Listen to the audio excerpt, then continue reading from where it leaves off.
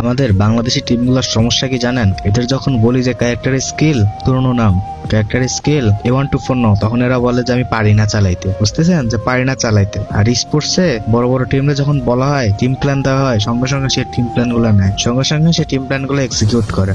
আর আমাদের বাঙালি প্লেয়ারদের বলে যে A124 চালাতে পারি না। কেন কেন চালাতে পারবে না? একটা প্লেয়ার A124 চালানো কি খুব কঠিন ব্যাপার? আর একটা প্লেয়ার যদি সবগুলো রোলে ফিট না হয়, তাহলে সে স্পোর্টস এর জন্য যোগ্য না। এটা ডাইরেক্ট কথা। একটা প্লেয়ার সবকিছু চালাতে পারার লাগে, হ্যাঁ, তার মধ্যে সব গুণাবলী থাকা দরকার, ঠিক আছে? তবেই সে একটা স্পোর্টস প্লেয়ার। যে একজন স্নাইপার, তারও রাশিং স্কিল থাকা লাগে, আর যে একজন রাশার, তারও হয়তো লাগতে পারে স্নাইপিং স্কিল।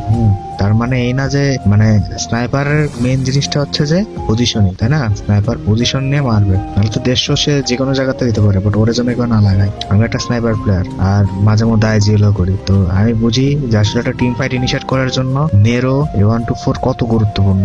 A124 মারলে স্কিল ব্লক, তারপর আপনার রাশার ইজিলি ঢুকে মারতে পারবে। আর তা না আপনি কি করবেন? পাগলার মতো খেলবেন। আমি দেখি আমার টিমে ফার্স্ট রাশার নেয় অস্কার, সেকেন্ড রাশার নেয় ক্যাসি, থার্ড জন নেয় হচ্ছে খুব কষ্ট করে হইলে নেরো, আর আমার নেওয়া লাগিয়েছে স্কাইলার কোনো সমস্যা না, নেরো তো সমস্যা নেই, ওরা নেরো অনেক দূর মারা যায়, A124 মারা যায় না। আরে A124 মারা যে রাশটা দেবে, প্লাস যখন হচ্ছে নেরো মারবো, তখন এমনিতে প্রেসারে আগু করে দিবে, তাই না?